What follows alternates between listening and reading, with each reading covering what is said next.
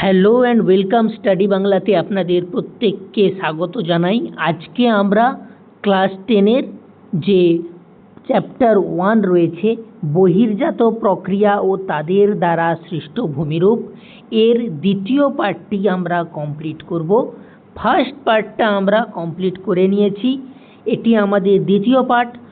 এরপরে আরেকটি পার্ট আসবে, তাতে আমরা এই সম্পূর্ণ যে চ্যাপ্টারটি রয়েছে এই সম্পূর্ণ চ্যাপ্টারটি আমরা কমপ্লিট করে দেব। আজকে আমরা এই যে সেশনটি হচ্ছে এই সেশনে আমরা কমপ্লিট করব হিমবাহের ক্ষয়, বহন এবং সঞ্চয় কাজ, এবং তার দ্বারা যে সমস্ত ভূমিরূপগুলি সৃষ্টি হয় সেই ভূমিরূপগুলি আমরা দেখে নেব।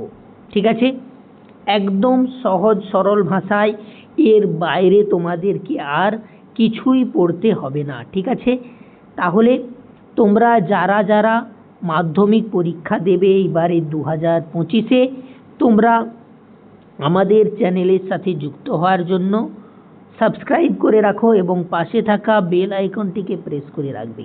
ঠিক আছে, আমরা এই যে ভিডিওটি আনছি এবার ধীরে ধীরে ধীরে ধীরে তোমাদের জন্য ইতিহাসের,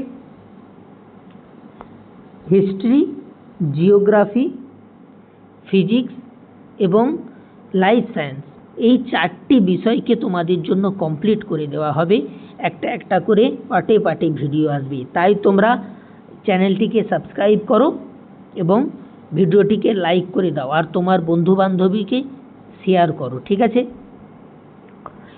দেখো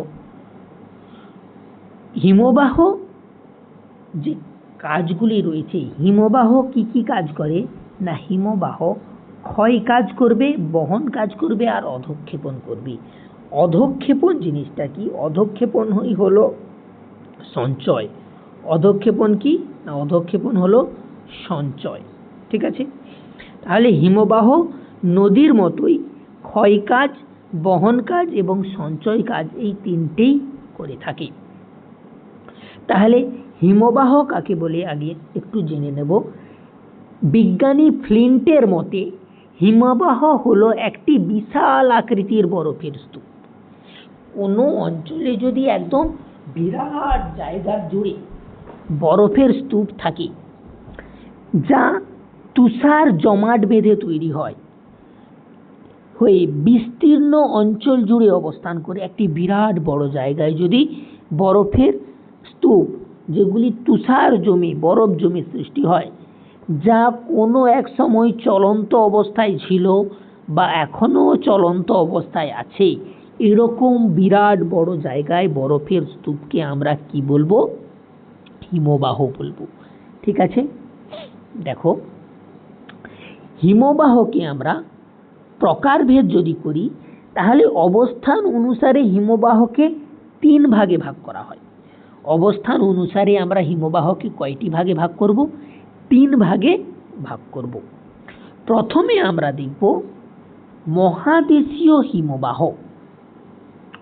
সুমেরু ও কুমেরুতে বিরাট অঞ্চল জুড়ে যে বরফের স্তর দেখা যায় তাকে বলা হয় মহাদেশীয় হিমবাহ। উদাহরণ হিসেবে গ্রিনল্যান্ড ও আন্টার্কটিকার বিস্তীর্ণ অঞ্চল জুড়ে কি দেখা যাবে? মহাদেশীয় হিমবাহ দেখা যাবে। আন্টার্কটিকা মহাদেশে, এই যে আন্টার্কটিকা মহাদেশ রয়েছে, তার ল্যাম্বার্ট নামে একটি হিমবাহ রয়েছে। সেটি পৃথিবীর বৃহত্তম হিমবাহ। সেটি কি না, পৃথিবীর বৃহত্তম হিমবাহ। তাহলে পৃথিবীর বৃহত্তম হিমবাহের নাম কি? পৃথিবীর বৃহত্তম হিমবাহ হলো আন্টার্কটিকা মহাদেশের ল্যাম্বার্ট, পৃথিবীর বৃহত্তম মহাদেশীয় হিমবাহ। ঠিক আছে, ভারতে যে হিমবাহটি রয়েছে সিয়াচেন। ভারতের দীর্ঘতম হিমবাহ কোনটি? সিয়াচেন। ঠিক আছে, এবার দেখো আমরা পড়লাম মহাদেশীয় হিমবাহ। দ্বিতীয় যে হিমবাহের ভাগ রয়েছে সেটি হলো পার্বত্য হিমবাহ বা উপত্যকা হিমবাহ, mountain glaciers or valley glacier.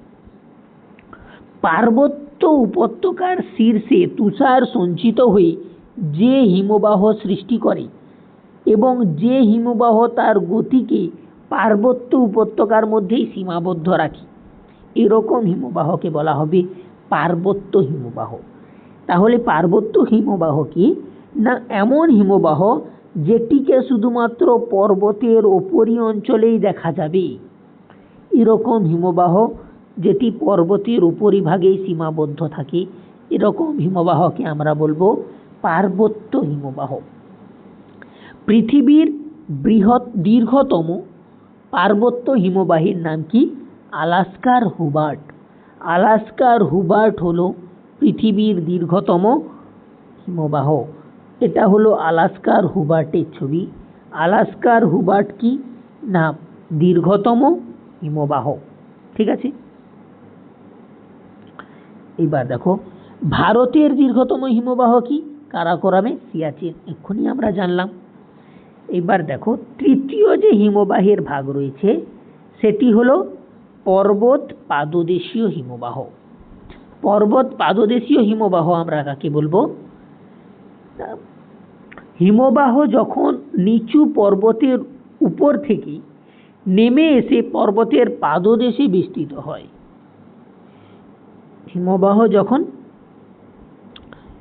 হিমবাহ একটি পর্বত রয়েছে, এই পর্বতের ওপর দিয়ে প্রবাহিত হয়ে বর্তমানে সেটি পর্বতের নিচে এসে অবস্থান করছে, সেই রকম হিমবাহকে আমরা কি বলবো? পর্বত পাদদেশীয় হিমবাহ। পর্বত পাদদেশীয় হিমবাহ কোথায় দেখা যায়? আফ্রিকার মালাস্পিনা। আফ্রিকার মালাস্পিনায় হলো একটি পর্বত পাদদেশীয় হিমবাহের উদাহরণ। ঠিক আছে, দেখো ছবিতে দেখো, এটা হলো মালাস্পিনা হিমবাহ। সেটি কি করছে না, পর্বতের উপরে না হয়ে পর্বতের নিচে এসে অবস্থান করছে, এরকম হিমবাহকে আমরা কি বলছি? পর্বত পাদদেশীয় হিমবাহ। আলাস্কার মালাস্পিনা পৃথিবীর বৃহত্তম পাদদেশীয় হিমবাহ। এবার আমরা জানবো হিমরেখা। হিমরেখা কাকে বলে? ঠিক আছে, দেখো মেরু প্রদেশ ও উচ্চ পার্বত্য অঞ্চলের যে সীমারেখার উপরে অত্যধিক শীতলতার জন্য সারা বছরই জল জমে বরফে পরিণত হয়ে থাকে, তাহলে এমন একটি সীমারেখা যার উপরে অত্যধিক শীতলতার জন্য সারা বছর কি হয় না, জল জমে বরফে পরিণত হয়ে থাকে। আর যে সীমারেখার নিচে উত্তাপে তুষার গলে যায়, সেই সীমারেখাকে আমরা কি বলবো? হিমরেখা। তাহলে হিমরেখা হলো এমন একটি রেখা যে রেখার আমরা যদি ওপরে যাব কি হবে না, জল জমে বরফে পরিণত হবে। আর তার যদি নিচে আসি তাহলে সেখানে আমরা উত্তাপের ফলে বরফ গলে জলে পরিণত হবে। এরকম একটি সীমারেখা কি আমরা বলবো? হিমরেখা। ঠিক আছে, হিমরেখার বৈশিষ্ট্য কি না, হিমরেখার উপর থেকে চিরতুষার ক্ষেত্র থাকে উপরে। হিমরেখার উপরে যদি যাই তাহলে চিরতুষার ক্ষেত্র থাকে। হিমরেখার ঊর্ধ্বে বৃষ্টিপাতের পরিবর্তে সেখানে সর্বদা তুষারপাত হয়ে থাকে। সেখানে বৃষ্টির জল জমে বরফে পরিণত হয়ে যায়, তুষারে পরিণত হয়ে যায়, তাই সেখানে বৃষ্টিপাত না হয়ে কি হবে? অবশ্যই তুষারপাত হবে। এবার দেখো মেরু অঞ্চলে হিমরেখার উচ্চতা কত? তা 0 ডিগ্রি। এইটা 1 নম্বরই প্রশ্নের মধ্যে থাকে। মেরু অঞ্চলে হিমরেখার উচ্চতা কত?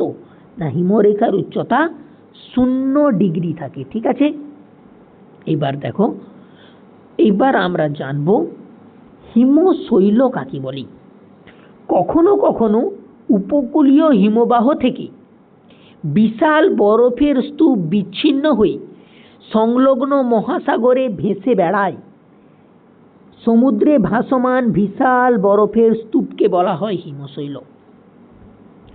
দেখো এখানে রয়েছে আমাদের উপকূলীয় হিমবাহ, এই উপকূলীয় হিমবাহ থেকে বিশাল বরফের একটা স্তূপ যদি বিচ্ছিন্ন হয়ে মহাসাগরে ভাসতে থাকে, এই মহাসাগরে ভাসতে থাকা বিশাল বরফের স্তূপকে আমরা কি বলবো? হিমশৈল বলবো। ঠিক আছে, দেখো এই হিমশৈল যে রয়েছে, এই হিমশৈলের 9 ভাগের 1 ভাগ অংশ জলের উপরে দেখা যায়, আর বাকি 9 ভাগের 8 ভাগ, বাকি 9 ভাগের 8 ভাগ অংশ, বিরাট একটি অংশ সমুদ্রের নিচে গভীরতায় থাকে, যাকে উপর থেকে দেখা যায় না। এই জন্যই নাবিকেরা সমুদ্রে যখন যাতায়াত করে, তারা সেই বরফের উচ্চতা জানতে না পেরে এই হিমশৈলে ধাক্কা লাগলে জাহাজ ডুবে যাওয়ার সম্ভাবনা থাকে। টাইটানিক আমাদের যে জাহাজ, বিখ্যাত জাহাজ টাইটানিক, এইরকমই হিমশৈলের আঘাত লেগেই ডুবে গিয়েছিল। ঠিক আছে, তাহলে আমরা জানলাম যে হিমশৈলের 9 ভাগের মধ্যে 1 ভাগ উপরে থাকে, জলের উপরে, আর 9 ভাগের 8 ভাগ থাকে জলের নিচে। এবার দেখো ক্রেভাস আর বাগসুন জিনিসটা কি না, হিমবাহের উপরের পৃষ্ঠে আড়াআড়ি ও সমান্তরাল যে ফাটল, তাকে আমরা বলবো ক্রেভাস। হিমবাহের কোথায় না, হিমবাহের উপরে যে আমরা ফাটলগুলি দেখতে পাচ্ছি, সমান্তরাল আর আড়াআড়িভাবে যে ফাটলগুলি দেখতে পাচ্ছি, এই ফাটলগুলিকে আমরা কি বলবো? ক্রিভাস বলবো। আর অন্যদিকে হিমবাহ যখন উঁচু পর্বত থেকে উপত্যকার মধ্য দিয়ে নিচের দিকে নামে, তখন পর্বতগাত্র ও হিমবাহের মধ্যে যে সংকীর্ণ ফাঁকের সৃষ্টি হয়, তা হলো বাগসুন।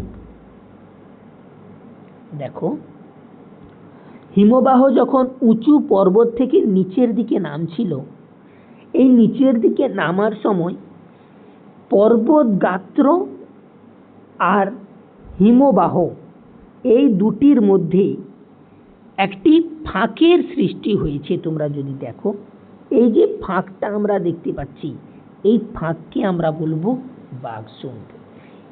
ছবিতে দেখো হিমবাহ নিচের দিকে নামছিল, ঠিক আছে, নিচের দিকে নামার ফলে এখানে একটি গর্তের সৃষ্টি হয়েছে,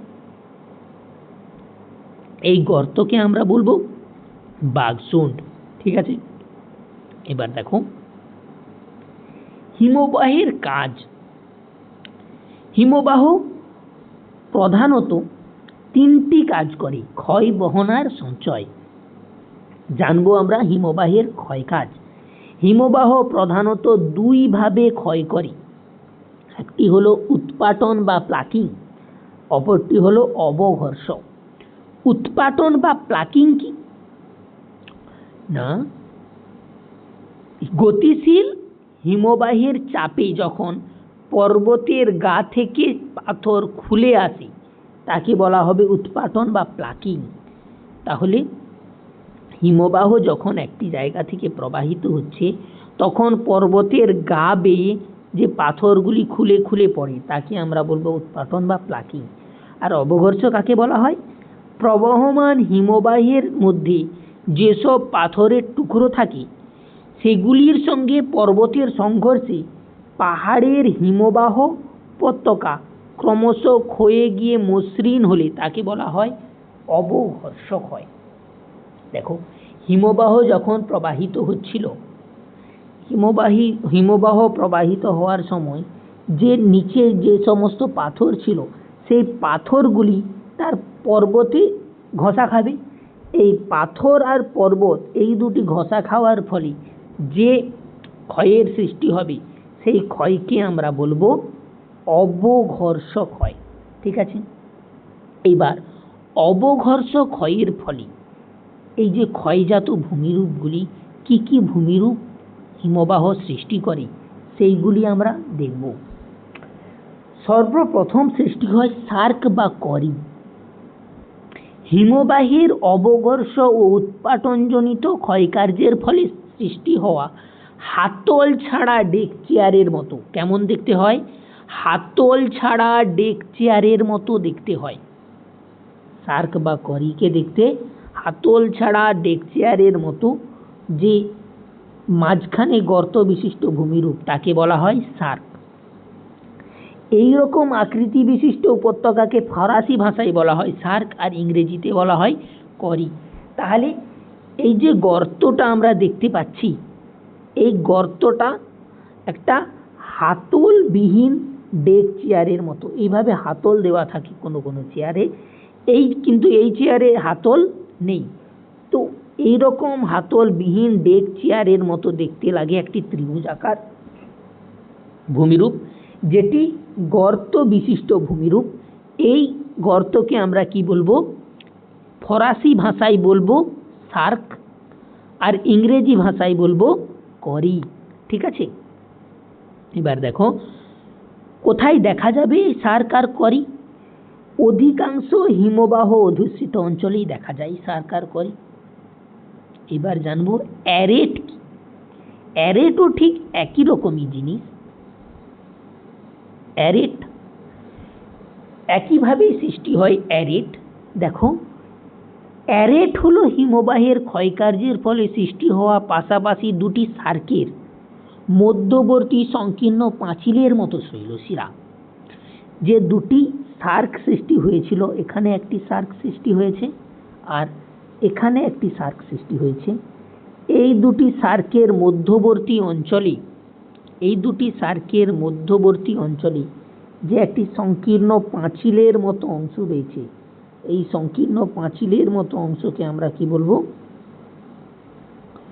অ্যারেট বলা হবে।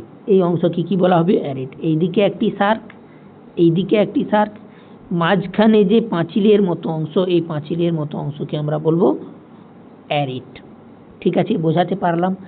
এইবার একই রকমই একটি রয়েছে ভূমিরূপ, যাকে আমরা বলবো পিরামিড চূড়া। একটি পাহাড়ের বিভিন্ন দিকে 3-4টি সার্ক পাশাপাশি সৃষ্টি হলে এদের মধ্যবর্তী খাড়া পর্বত চূড়াটিকে পিরামিডের মতো দেখায়। আমরা যদি একটি পাহাড়ে যদি পাশাপাশি 3টি বা 2টি যদি ভূমিরূপ সৃষ্টি হবে, 3টি সার্ক যদি সৃষ্টি হয়, সেই সার্কের পাশাপাশি মধ্যবর্তী যে অঞ্চল রয়েছে, এই মধ্যবর্তী অঞ্চলটি খাড়া পর্বত চূড়াটি পিরামিডের মতো দেখতে মনে হয়। এটি পিরামিডের মতো দেখতে মনে হচ্ছে। এই পিরামিডের মতো দেখতে মনে হয় এই ভূমিরূপকে আমরা কি বলবো? পিরামিড চূড়া বলবো। ঠিক আছে, পিরামিড চূড়া কোথায় দেখা যায়? গঙ্গোত্রীর কাছে অবস্থিত হিমালয়ের পর্বতের নীলকণ্ঠ ও শিবলিঙ্গ শৃঙ্গ, এই দুটি হলো পিরামিড চূড়ার উদাহরণ। ঠিক আছে, গঙ্গোত্রীর কাছে নীলকণ্ঠ আর শিবালিক, এই দুটি হলো পিরামিড চূড়ার উদাহরণ। এবার দেখো কর্তিত শৈলশিরা, হিমবাহের ক্ষয়কার্যের ফলে সৃষ্টি হওয়া একটি ভূমিরূপ হলো কর্তিত শৈলশিরা। হিমবাহ পার্বত্য উপত্যকা দিয়ে অগ্রসর হওয়ার সময় হিমবাহ গতিপথে যেসব পর্বত হিমবাহ পথকে রোধ করে, হিমবাহ সেগুলিকে কেটে ক্ষয় করে সোজা পথে অগ্রসর হয়।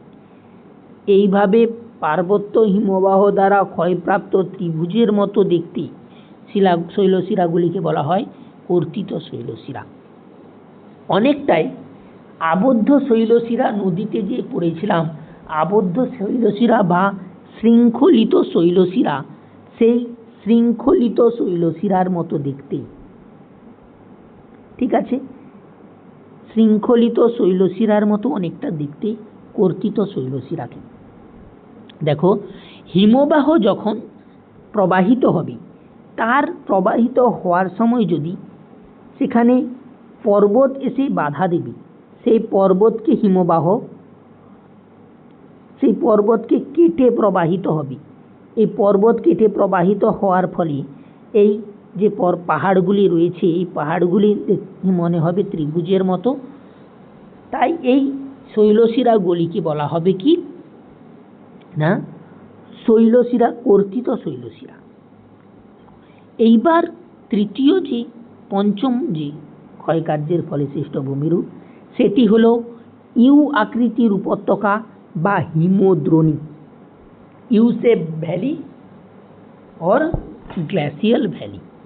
হিমবাহ যে উপত্যকার মধ্য দিয়ে অগ্রসর হয় সেখানে হিমবাহের প্রবল ঘর্ষণে ও চাপে পার্শ্বক্ষয় ও নিম্নক্ষয় সমানভাবে হওয়ার ফলে পার্বত্য উপত্যকাটি অনেকটা ইউ আকৃতির অক্ষরের মতো ধারণ করে। একে ইউ আকৃতির উপত্যকা বা হিমদ্রোণী বলে। দেখো, হিমবাহ যেখান দিয়ে প্রবাহিত হয়, হিমবাহ যদি মনে করি এখান দিয়ে প্রবাহিত হচ্ছে, তাহলে প্রবাহিত হওয়ার সময় হিমবাহ তার নিম্নক্ষয়ও করবে আর পার্শ্বক্ষয়ও করবে। এখান দিয়ে যদি হিমবাহ প্রবাহিত হয়, এটা যদি নিম্নক্ষয় করতে থাকে তাহলে এই অংশটা ক্ষয় হতে থাকবে, নিচে এই অংশটা ক্ষয় হতে থাকবে, আর পার্শ্বক্ষয় যদি করে তাহলে এই দিকেও ক্ষয় হতে থাকবে দুই পাশে। তাহলে দুই পাশে এবং নিচে ক্ষয় হওয়ার ফলে এই যে ভূমিরূপটা সৃষ্টি হলো, এই ভূমিরূপটা কিসের মতো দেখতে হচ্ছে? ইউ এর মতো দেখতে হচ্ছে। এই ইউ আকৃতির ভূমিরূপকে বলা হবে ইউ আকৃতির উপত্যকা বা হিমদ্রোণী।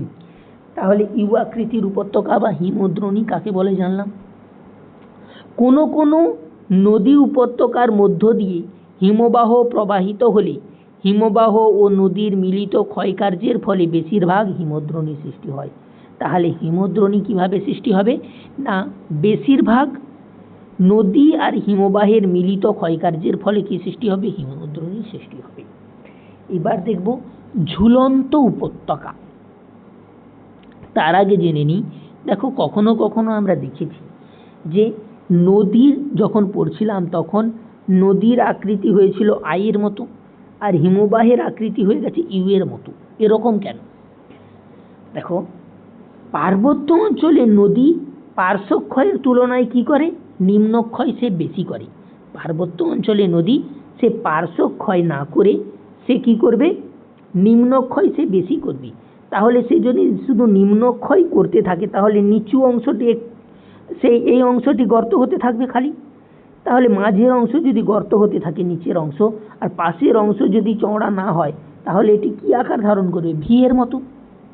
তাই বলা হচ্ছে সে নিম্নক্ষয় বেশি করে, তাই নদী উপত্যকা নিম্নক্ষয়ের ফলে আই আকৃতির রূপ ধারণ করে। পরে এটি পার্শ্বক্ষয় করে, তাই এটি ভি আকৃতির রূপ ধারণ করে। কিন্তু হিমবাহতে কি হয় না, হিমবাহ নিম্নক্ষয় ও পার্শ্বক্ষয় সমানভাবে করে। তাহলে হিমবাহ কি করবে না, হিমবাহ নিম্নক্ষয়ও করবে, নিচের দিকেও ক্ষয় হবে, যতটা পাশে ক্ষয় হবে। তাই এটি ইউ আকৃতির ভূমিরূপ সৃষ্টি হয়। তাহলে প্রধান কারণ কি? নদী কি করে? শুধুমাত্র নিম্নক্ষয় করে প্রথমে, তাই আই আকৃতির সৃষ্টি হয়ে যায়। আর হিমবাহ কি করে? নিম্নক্ষয়ের সাথে সাথে পার্শ্বক্ষয়ও করে। তাহলে নিম্নক্ষয় আর পার্শ্বক্ষয় দুটি একসাথে করার জন্য এটি ইউ আকৃতির হয়, আর এটি নিম্নক্ষয় প্রথমে করার জন্য প্রথমে আই আকৃতির হয়ে যায়।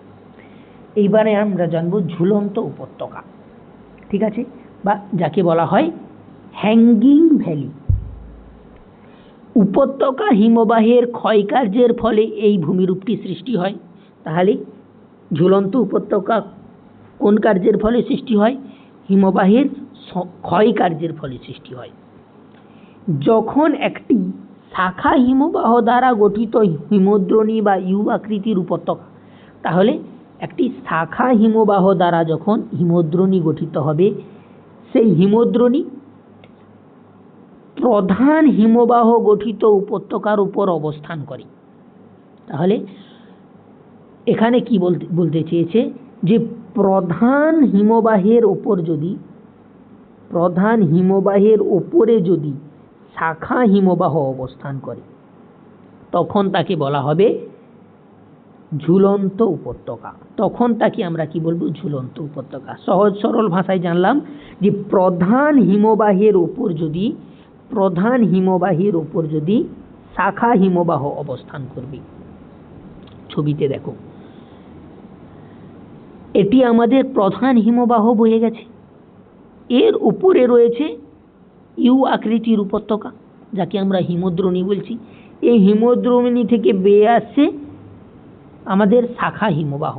ঠিক আছে, পরপর পরপর 4টি হিমদ্রোণী রয়েছে, 4টি শাখা হিমবাহ বয়ে আসছে। এটি প্রধান হিমবাহ কোথায় রয়েছে? নিচে রয়েছে। আর শাখা হিমবাহ কোথায় রয়েছে? ওপরে রয়েছে।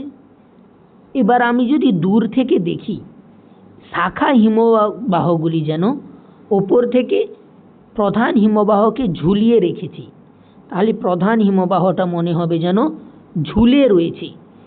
তাই এরকম ভূমিরূপকে বলা হয় ঝুলন্ত উপত্যকা। ঠিক আছে, এবার জানবো ঝুলন্ত উপত্যকার বৈশিষ্ট্য। ঝুলন্ত উপত্যকার বৈশিষ্ট্য: উপহিমবাহের তুলনায় মূল হিমবাহের ক্ষয়শক্তি বেশি হলে উভয়ের মধ্যে গভীরতা ও উচ্চতার তারতম্য ঘটে। এভাবেই ঝুলন্ত উপত্যকার সৃষ্টি হয়। তাহলে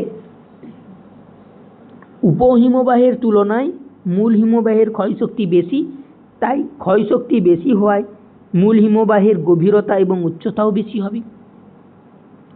তাই এখানে কি সৃষ্টি হবে? ঝুলন্ত উপত্যকার সৃষ্টি হবে। আর কি বলা হচ্ছে? এই অবস্থায় মনে হয় প্রধান হিমবাহ উপত্যকার উপর অপ্রধান হিমবাহ যেন ঝুলন্ত অবস্থায় রয়েছে। হিমবাহ সরে গিয়ে নদীর সৃষ্টি হলে এই ঝুলন্ত উপত্যকার মুখে জলপ্রপাত সৃষ্টি হয়। যেখান দিয়ে আমার হিমবাহ, শাখা হিমবাহ এসে পড়ছে, এই শাখা হিমবাহ যদি হিমবাহ বাহিত না হয়, এইখান দিয়ে পরবর্তীকালে নদী প্রবাহিত হবে। নদী প্রবাহিত হয়, এটিকে এই জায়গায় সৃষ্টি হবে, জলপ্রপাতের সৃষ্টি হবে। এটাই বলতে চাইছে যে হিমবাহ সরে গিয়ে নদীর সৃষ্টি হলে সেখানে কি হবে? জলপ্রপাত সৃষ্টি হয়। তাহলে ঝুলন্ত উপত্যকা কোথায় দেখা যায়? ভারতের গাড়োয়াল হিমবাহের বদ্রীনাথ হলো একটি ঝুলন্ত উপত্যকা। আর নর পর্বত থেকে নিচের দিকে কুবের নামেও একটা ঝুলন্ত উপত্যকা রয়েছে। নর পর্বত থেকে নিচের দিকে কুবের নামে একটা ঝুলন্ত উপত্যকা রয়েছে। আর গাড়োয়ালের বদ্রীনাথে একটি ঝুলন্ত উপত্যকা রয়েছে। এইবার আমরা দেখব আরেকটি ক্ষয়কার্যের ফলে সৃষ্ট ভূমিরূপ, রসে মতানি। হিমবাহের গতিপথে ঢিবির মতো উঁচু হয়ে থাকা কোনো কঠিন শিলাখণ্ডের উপর দিয়ে হিমবাহ প্রবাহিত হলে, তাহলে ছবিতে আমরা দেখতে পাচ্ছি এটি একটি কঠিন শিলাখণ্ড। এই কঠিন শিলাখণ্ডের উপর দিয়ে হিমবাহ প্রবাহিত হচ্ছে। এই হিমবাহ প্রবাহিত হওয়ার ফলে হিমবাহটি অবঘর্ষজনিত ক্ষয়কার্যের ফলে হিমবাহের প্রবাহের দিকে শিলাখণ্ডটি মসৃণ হয়। তাহলে হিমবাহ যে দিক দিয়ে প্রবাহিত হচ্ছে সেই অঞ্চলটি কি হয়ে গেছে? দেখো, এই অঞ্চলটি হয়ে গেছে মসৃণ। আর যে দিক দিয়ে তার বিপরীতে হিমবাহ তার বিপরীত দিকে শিলাখণ্ডটি উৎপাটনজনিত ক্ষয়কার্যের ফলে অমসৃণ, অসমতল, ফাটলযুক্ত হয়ে যায়। তার বিপরীত দিকে উৎপাটনজনিত ক্ষয়ের ফলে কি হচ্ছে? অমসৃণ হয়ে গেছে, অসমতল হয়ে গেছে, আর ফাটলযুক্ত হয়ে গেছে। তো পার্বত্য হিমবাহের ক্ষয়ের ফলে একটিমাত্র শিলাখণ্ডের উপর এরকম যে ঢিবির মতো ভূমিরূপ, একে বলা হচ্ছে রসে মতানি। ঠিক আছে, ছবির দিকে লক্ষ্য করো, এই দিক দিয়ে হিমবাহ প্রবাহিত হয়েছে, তাই এই অঞ্চলটি মসৃণ হয়ে গেছে একদম। কিন্তু তার বিপরীত দিকে উৎপাটনজনিত ক্ষয়ের ফলে এই অঞ্চলটি অমসৃণ হয়ে রয়ে গেছে। এরকম ভূমিরূপকে আমরা বলবো রসে মতানি। রসে মতানি কোথায় দেখা যায়? না, কাশ্মীরের ঝিলাম নদীর উপত্যকা সহ অধিকাংশ হিমবাহ অধ্যুষিত অঞ্চলে এরকম রসে মতানি দেখা যায়। এবার দেখব crag and tail. Crag and tail কি? না, হিমবাহের গতিপথে কঠিন শিলাস্তরের পিছনে নরম শিলাস্তর থাকলে, আমরা এখানে যে লাল মতো অংশটি রয়েছে এটি হলো কঠিন শিলা, এটি হলো কঠিন শিলা। ঠিক আছে। আর এই যে আমাদের সাদা মতো অংশ, হলুদ মতো অংশটি রয়েছে, এই হলুদ মতো অংশটি হলো কোমল শিলা, এটি হলো কোমল শিলা। ঠিক আছে। এবার দেখো, হিমবাহের গতিপথে কঠিন শিলাস্তরের পিছনে নরম শিলাস্তর থাকলে অনেক সময় কঠিন শিলাস্তরটি পশ্চাৎবর্তী নরম শিলাস্তরটিকে হিমবাহের ক্ষয় করে রক্ষা করে। এই যে কঠিন শিলাস্তরটি রয়েছে, এই কঠিন শিলাস্তর কি করবে, যে পেছনে যে তার রয়েছে কোমল শিলা, এই কোমল শিলাকে সে রক্ষা করবে। এইভাবে যদি হিমবাহটি প্রবাহিত হয় এইদিকে, কঠিন শিলাস্তরটি কি করবে, সেই কোমল শিলাস্তরটিকে রক্ষা করবে।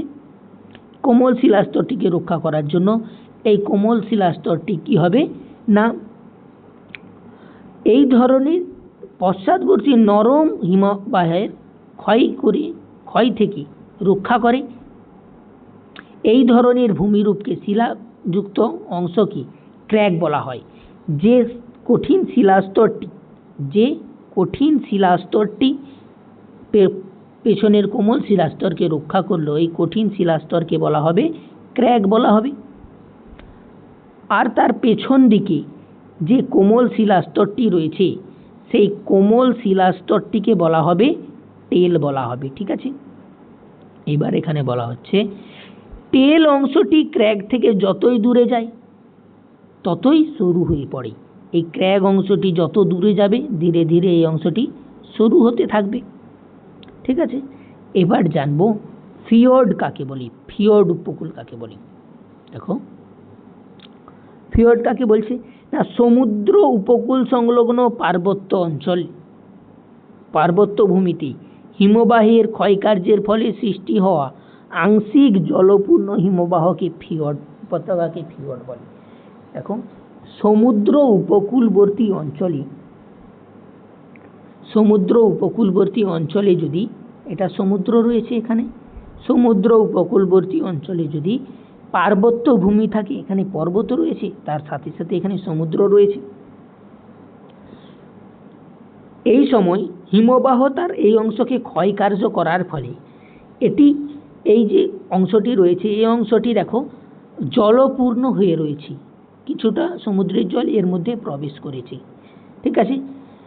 এই ক্ষয়কার্যের ফলে যে উপত্যকা সৃষ্টি হয়েছে, এই উপত্যকাকে আমরা কি বলবো, এই উপত্যকাকে আমরা বলবো ফিয়র্ড উপকূল। ঠিক আছে। এবার দেখো, সমুদ্র উপকূলবর্তী পার্বত্য হিমবাহ তার উপত্যকাকে এমনভাবে ক্ষয় করে যে উপত্যকাটি সমুদ্র পৃষ্ঠ থেকে নিচু হয়ে যায়।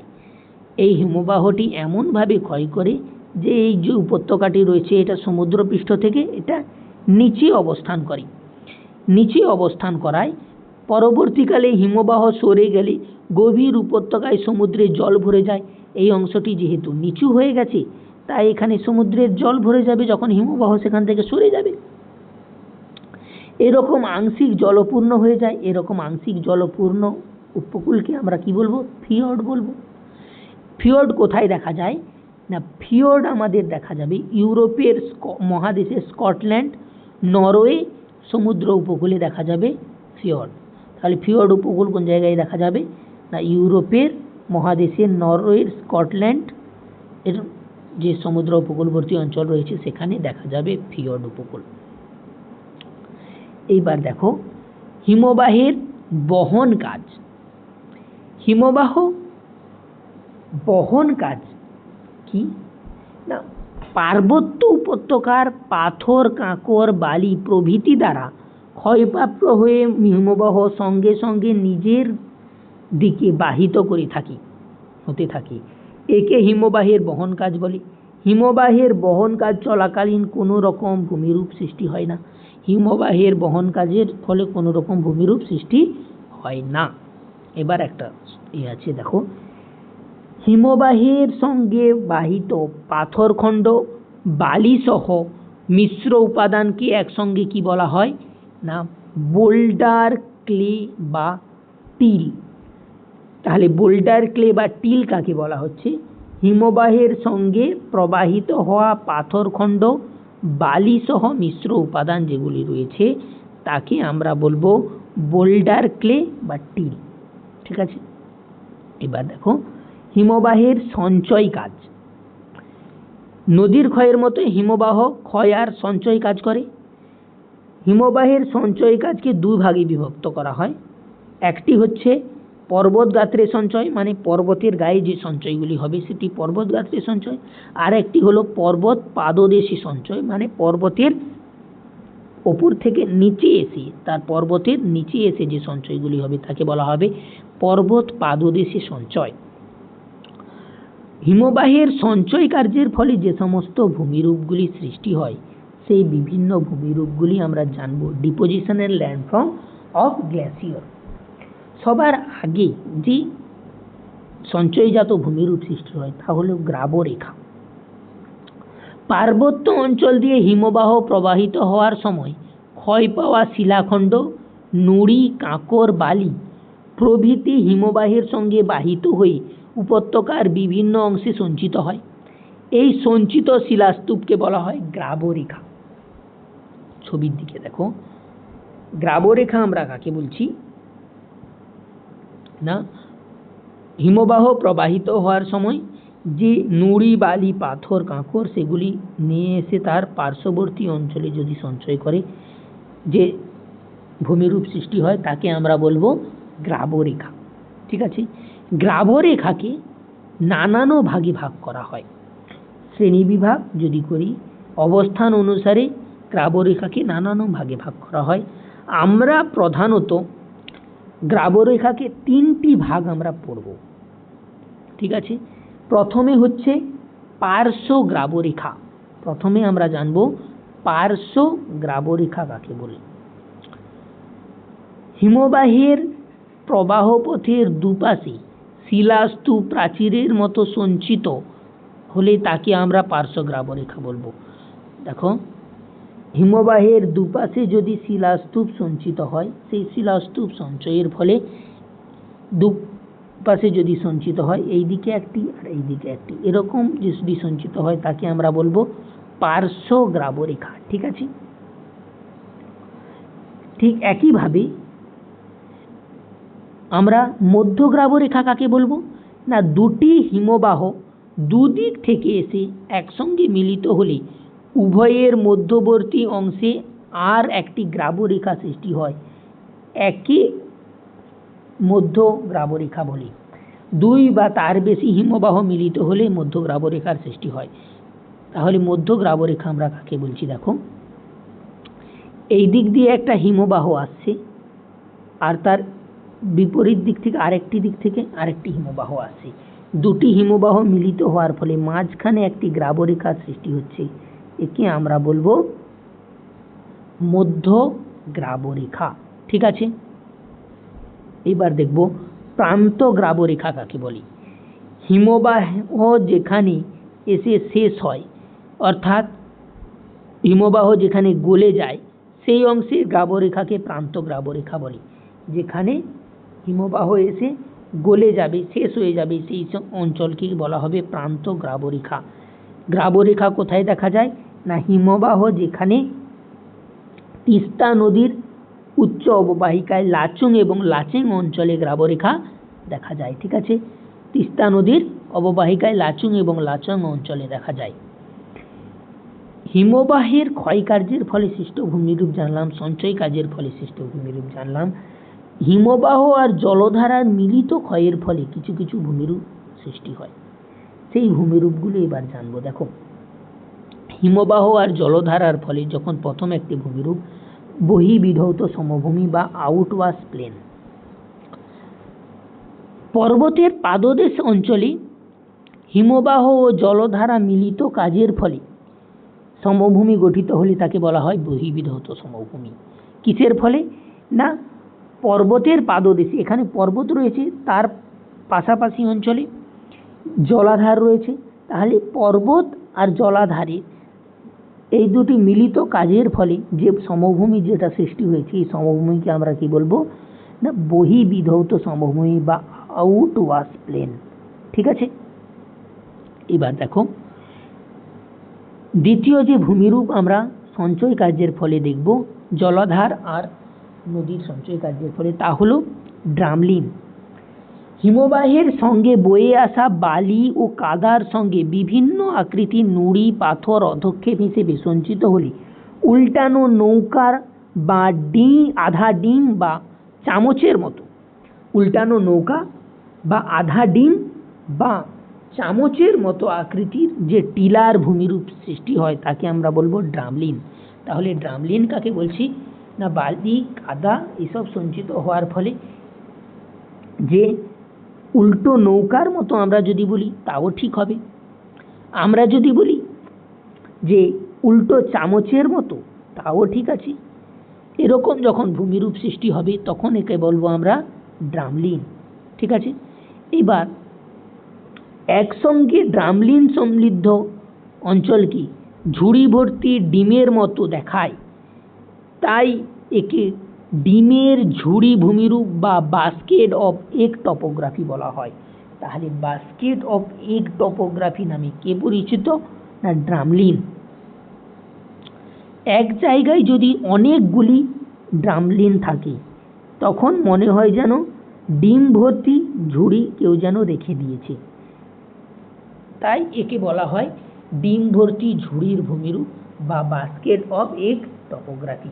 ঠিক আছে, কোন জায়গায় ড্রামলিন সব থেকে বেশি দেখা যায় আমরা দেখব না, মার্কিন যুক্তরাষ্ট্রের উত্তরাঞ্চল, উত্তর ইংল্যান্ড, উত্তর আয়ারল্যান্ড, এই সমস্ত অঞ্চলে ড্রামলিন আমরা সব থেকে বেশি দেখব। ড্রামলিনের ছবির দিকে আমরা লক্ষ্য করি, নুড়ি বালি পাথর এগুলো জমা হয়ে এই রকম উঁচু ঢিবির মতো সৃষ্টি হয়, তাকে আমরা বলবো ড্রামলিন। একেই আমরা বলবো ডিম ঝুড়ি ভূমিরূপ। ঠিক আছে, এবার জানবো কেম কাকে বলে। কেম কাকে বলে না, হিমবাহ অধ্যুষিত পর্বতের পাদদেশে কোনো হ্রদ থাকলে, হিমবাহ অধ্যুষিত অঞ্চলের পাশাপাশি অঞ্চলে যদি হ্রদ থাকে সেখানে কাদা বালি কাকর ইত্যাদি স্তূপাকারে সঞ্চিত হয়ে তিনকোনা বদ্বীপের মতো ভূমিরূপে সৃষ্টি হয়, তাকে বলা হয় কেম। এগুলি উপত্যকার পার্শ্ব দেশের সঙ্গে মিলিত হয়ে ধাপ তৈরি করে। তাহলে কেম কি জানলাম, একটি বদ্বীপের মতো সৃষ্টি তিনকোনা ভূমিরূপ যেটি কাদা বালি আর কাঁকর দ্বারা স্তূপাকারে সঞ্চিত হয়ে সৃষ্টি হয়। এস্কার কাকে বলে, এস্কার কাকে বলবো না,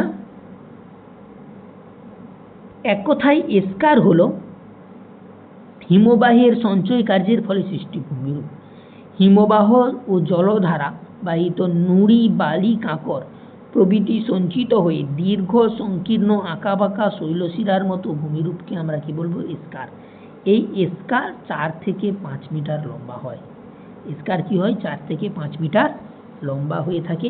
এটি নুড়ি বালি কাঁকর প্রভৃতি সঞ্চিত হয়ে আঁকাবাঁকা শৈলশিরার মতো দেখতে হয়। কোথায় দেখা যায়, আয়ারল্যান্ড ফিনল্যান্ড প্রভৃতি অঞ্চলে এস্কার দেখতে পাওয়া যায়। কেটেল কাকে বলবো,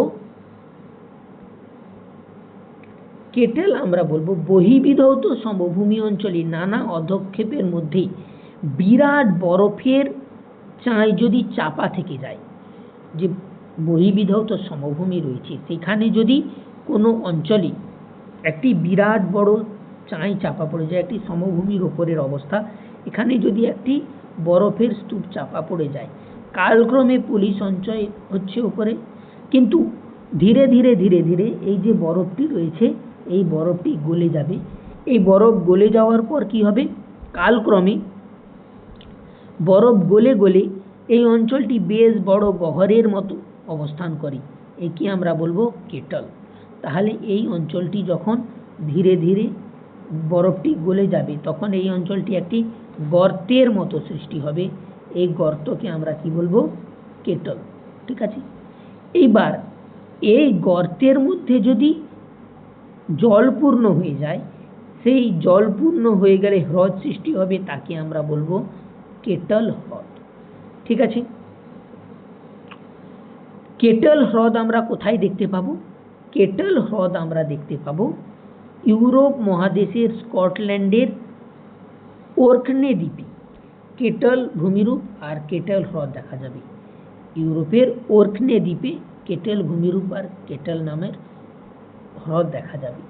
তাহলে আজকে আমাদের সেশন এখানেই কমপ্লিট হলো। তোমরা সাবস্ক্রাইব করে রাখো চ্যানেলকে এবং তোমার যে সমস্ত বন্ধু বান্ধব রয়েছে তাদেরকেও বলো চ্যানেলটিকে সাবস্ক্রাইব করবে। এতে তোমরা উপকৃত হবে। তোমরা লাইক, কমেন্ট এবং শেয়ার করো এবং আমাদের পাশে থাকো। তোমাদেরকে দেখো হিস্ট্রি, জিওগ্রাফি, ফিজিক্স আর লাইফ সায়েন্স এই 4টি বিষয় আমাদের স্টাডি বাংলার যে ইউটিউব চ্যানেল রয়েছে এই ইউটিউব চ্যানেল থেকে তোমাদেরকে 1 মাসের মধ্যে এই 4টি বিষয়কে কমপ্লিট করার সিদ্ধান্ত নেওয়া হয়েছে। কিন্তু বাকি যে সাবজেক্টগুলি রয়েছে, যেমন আমাদের রয়েছে ম্যাথ রয়েছে, বেঙ্গলি রয়েছে আর ইংলিশ রয়েছে, এইগুলির সিলেবাস খুব বড়। এই সিলেবাসগুলি এখন এত ছোট সময়ের মধ্যে সিলেবাসগুলি কমপ্লিট করা সম্ভব নয়। আমরা এই 4টি বিষয়কে কমপ্লিট করব, জিওগ্রাফিকে কমপ্লিট করব, হিস্ট্রি, ফিজিক্স আর লাইফ সায়েন্সকে কমপ্লিট করব। তোমরা প্রত্যেক দিন ভিডিওগুলি পেয়ে যাবে সন্ধ্যা 7টার সময়। ঠিক আছে, তোমরা সাবস্ক্রাইব করে রাখো এবং পাশে থাকা বেল আইকনটি তোমরা প্রেস করে রাখবে যাতে তোমাদেরকে ঠিক সময়ে নোটিফিকেশান পৌঁছে যাবে। তাহলে আজকে এতটাই। জয় হিন্দ, জয় ভারত। সঙ্গে থাকো, পাশে থাকো।